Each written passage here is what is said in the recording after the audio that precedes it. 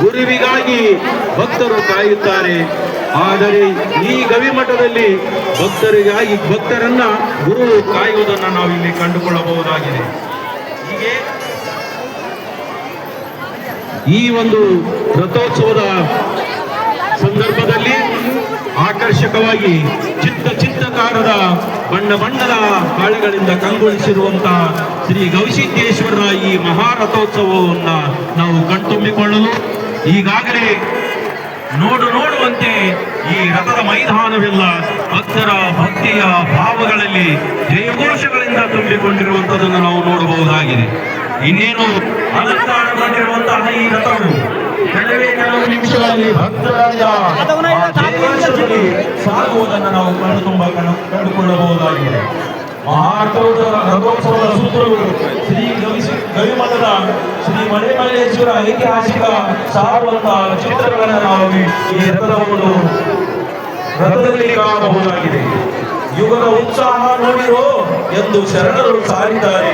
ಈ ಯುಗದ ನಮ್ಮ ಉತ್ಸಾಹ ನಮ್ಮೂರಿನ ಈ ಗವಿಸಿದ್ದೇಶ್ವರನ ಜಾತ್ರೆಯಾಗಿದೆ.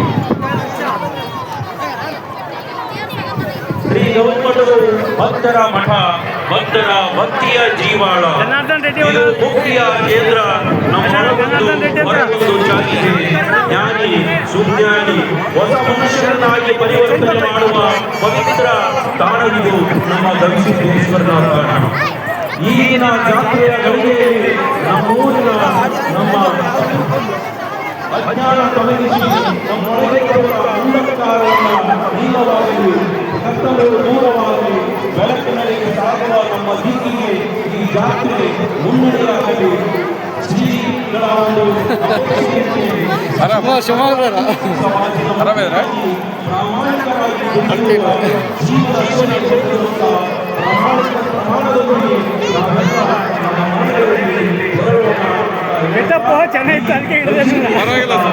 ಜಾತ್ರೆಯಲ್ಲಿ ಸೇರಿರುವಂತಹ ಪ್ರತಿಯೊಬ್ಬ ಭಕ್ತಾದಿಗಳು ಕೂಡ ಇಲ್ಲಿ ತಮ್ಮ ಹರಕೆಯನ್ನು ಹೊತ್ತುಕೊಂಡು ಬಂದು ಗವಿಸಿದ್ದೇಶ್ವರನ ರಥೋತ್ಸವಕ್ಕೆ ತಾವೆಲ್ಲ ಆ ಒಂದು ಹರಕೆಯನ್ನು ತೀರಿಸುವುದನ್ನು ನಾವು ಕಂಡುಕೊಳ್ಳಬಹುದಾಗಿದೆ.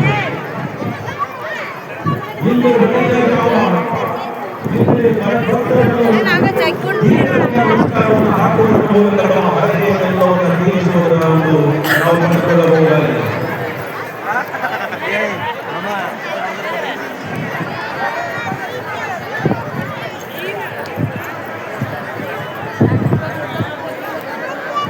ಶಿವಣ್ಣ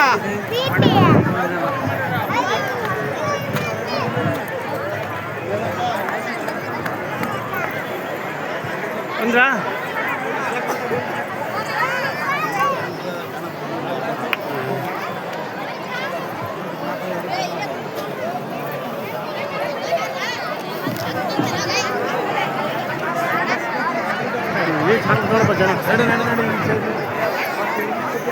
ಜನ ಭಾಷಣ ಕೇಳ ಕೊಡ್ರ ಜನ ಇದ್ದ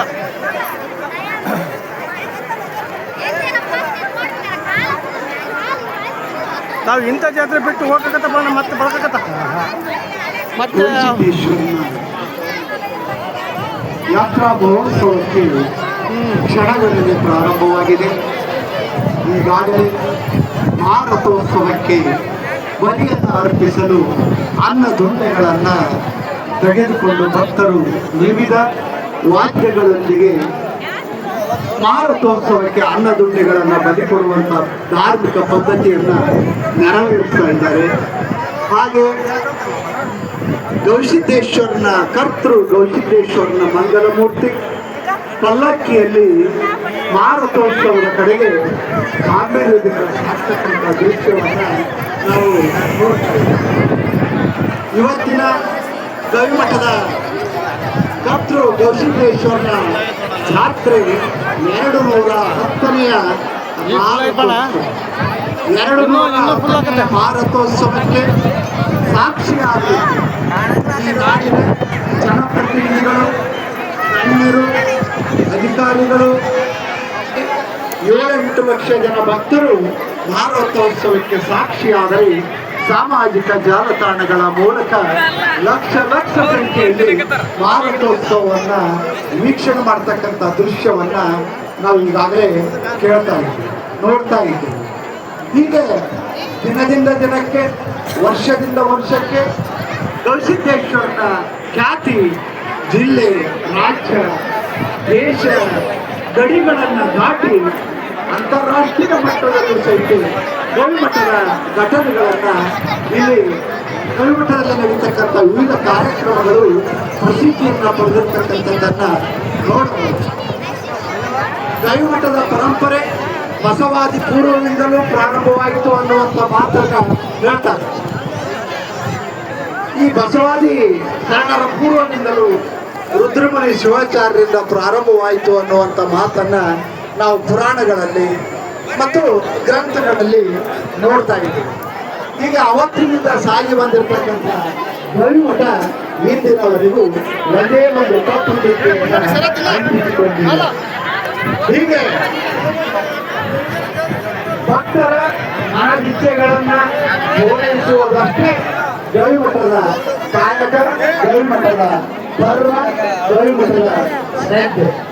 ಭಕ್ತರಿಗಿಂತ ಮಿಗಿಲಾದುದು ಶ್ರೀಮಠದಲ್ಲಿ ಯಾವುದೂ ಇಲ್ಲ ಅನ್ನುವಂಥದ್ದು ಗವಿಸಿದ್ದೇಶ್ವರ ಮಠದಲ್ಲಿ ಕಾಲ ಕಾಲಕ್ಕೆ ಆಗಿ ಹೋದ ಇಲ್ಲೇ ಜಾಸ್ತಿ ಜನ ಇರೋದು 18 ಜನ ಮಠಾಧಿಪತಿಗಳು ಸಾಬೀತುಪಡಿಸಿದ್ದಾರೆ. ಆ ಪರಂಪರೆಯಲ್ಲೇ ಬಂದಿರತಕ್ಕಂಥ ಇಂದಿನ ಗವಿಸಿದ್ದೇಶ್ವರ ಮಹಾಸ್ವಾಮಿಗಳವರು ಸಹಿತ ಹಿರಿಯರು ಆಗಿಕೊಂಡಿರ್ತಕ್ಕಂಥ ಆ ಭಕ್ತಿಯ ಮಾರ್ಗದಲ್ಲಿ ಸಾಗ್ತಾ ಇರ್ತಕ್ಕಂಥದ್ದನ್ನು ನಾವು ಕಾಣಬಹುದು. ಈ 17 ಪೀಠಾಧಿಪತಿಗಳು ಆಗಿರ್ತಕ್ಕಂಥ ಆಗಲೇ ಹೇಳಿದಂತೆ ಗವಿಮಠದಲ್ಲಿ ಜಾತಿ ಇಲ್ಲ, ಪಂಗಡ ಇಲ್ಲ, ಭಾಷೆ ಇಲ್ಲ, ಮತಗಳಿಲ್ಲ, ಲಿಂಗ ಭೇದವಿಲ್ಲ, ವರ್ಣ ತಾರತಮ್ಯ ಇಲ್ಲ. ಯಾರು ಗವಿಸಿದ್ದರಿಗೆ ಶರಣಾಗಿ ಬರ್ತಾರೋ ಅವರೆಲ್ಲ ಸಾಕ್ಷಾತ್ ಗವಿಸಿದ್ದೇಶ್ವರನೇ ಅಂತೇಳಿ ಅಪ್ಪಿಕೊಳ್ಳುವಂತ ಕ್ರಿಯೆಯನ್ನ ಗವಿಮಠ